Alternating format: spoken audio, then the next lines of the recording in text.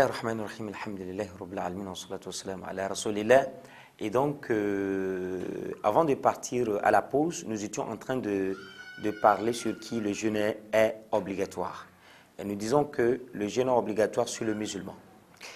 Et en deuxième position, nous avons dit également le jeûne, le musulman, qui jouit de ses facultés mentales. Ce n'est pas n'importe qui, voilà, vous êtes là, non. Allah Ta'ala fait allusion aux croyants.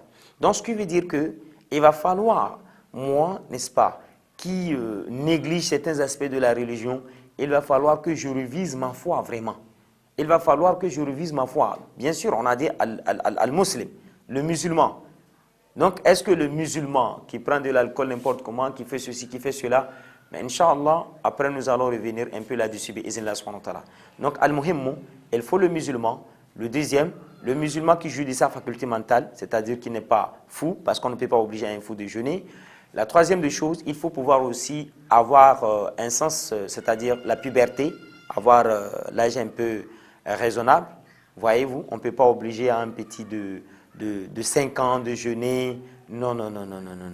Mais toutefois, nous pouvons avoir, n'est-ce pas, cet aspect de mettre l'amour de ce jeûne-là en eux, pour que lorsqu'ils vont grandir, eux aussi vont essayer, n'est-ce pas, en même temps s'embrasser, se lancer à ce jeûne.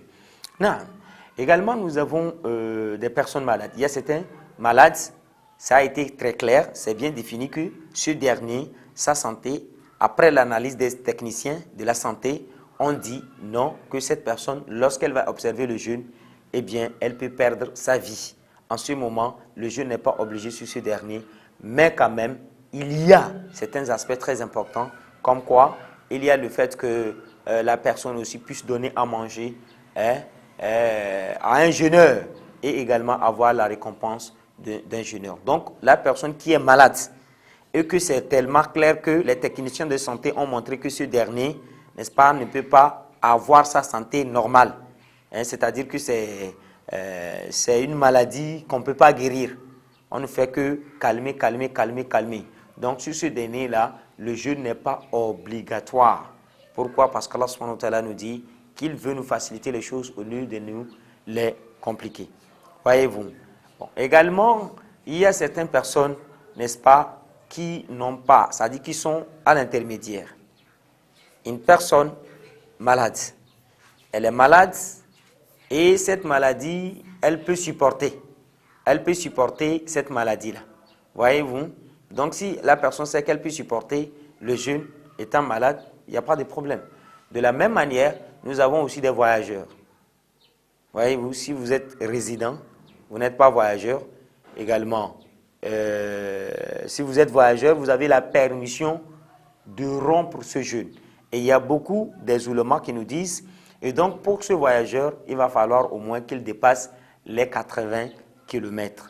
Donc ceci, si nous avons des moyens de déplacement qui nous permettent de faire le voyage sans aucun problème, mais restons toujours dans cette logique. Vous avez la permission, lorsque vous dépassez cette distance-là, vous avez la permission de rompre le jeûne ou soit d'observer le jeûne. Et je pense que lorsqu'on aura à observer, on est bien. Voyez-vous, si nous avons cette possibilité d'observer le jeûne, c'est bien que de le rompre. Parce qu'aujourd'hui, avec les moyens de déplacement que nous avons très aisés, sans aucune difficulté, c'est vraiment mal vu, bien sûr. Vous pouvez, n'est-ce pas, jeûner et vous rompez, ce n'est pas aussi très bien que ça. Donc voilà les personnes, n'est-ce pas, voilà les conditions qui permettent, qui exigent une personne de jeûner.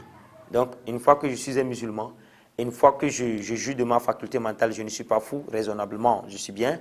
Une fois que j'ai dépassé déjà l'âge de la puberté, alors là, ce jeûne-là est exigé sur moi. De la même manière, si je ne suis pas malade, voilà, et que j'ai ma bonne santé, je ne suis pas un voyageur, et donc là, le jeûne est exigé sur moi. De la même manière, vous pouvez trouver une personne, je parle de la maladie, on peut dans la même direction mettre des femmes enceintes. Si la femme est enceinte et que les techniciens de la santé ont montré que la grossesse là, si cette femme jeûnait, elle jeûne, ça peut porter atteinte à sa santé ou au fœtus ou à l'enfant qui est à l'intérieur. Alors ce dernier aussi n'est pas obligé de le faire. Mais lorsque le jeûne va, n'est-ce pas, prendre fin et qu'elle aura sa santé, elle va rembourser c'est le nombre de jours qu'elle a manqué. Même si c'est tout le mois, elle va compléter tout. De la même manière, nous avons également certaines femmes qui allaitent, qui donnent du lait aux enfants. Et donc, si elle allaite l'enfant et elle constate que, voilà, ici, elle ne peut pas aussi bien en allaitant l'enfant jeûner, cela peut porter atteinte à sa santé ou également à la santé de l'enfant. La personne aussi a la permission aussi de ne pas aussi observer le jeûne. Mais lorsqu'elle va sortir de ces conditions-là, elle est obligée maintenant de rembourser ces jours qu'elle a manqués. Et donc, voilà à peu près des personnes, n'est-ce pas, qui ont l'obligation de jeûner et des personnes qui ont également la permission de rompre le jeûne et de rembourser.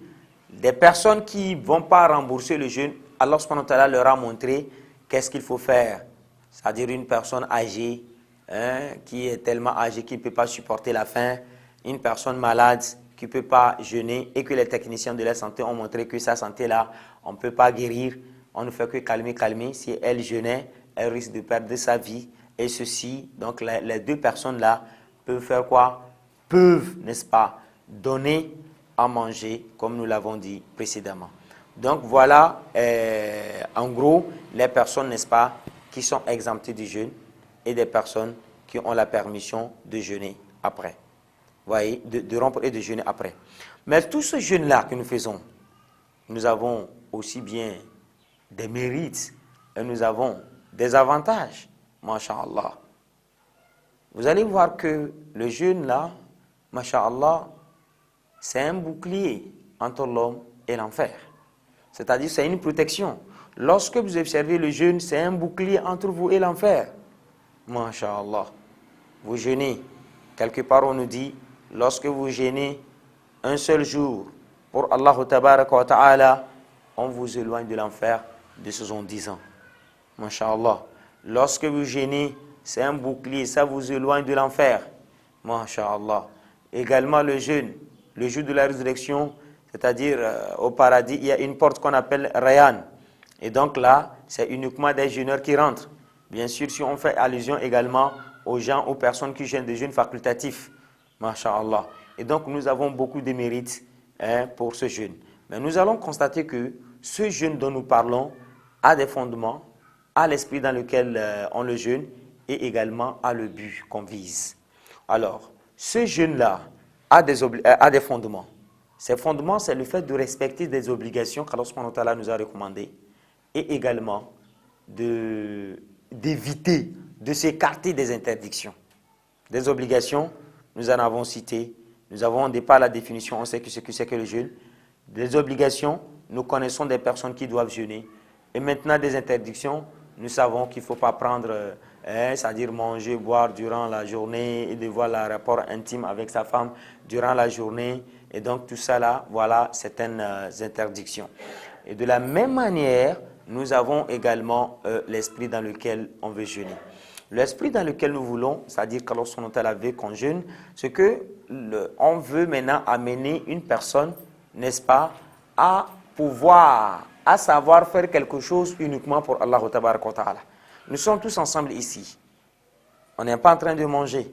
Mais si on ne se voit pas en train de manger, est-ce que nous sommes en jeûne? Non. Cela ne veut pas dire que nous sommes en jeûne. Voyez-vous?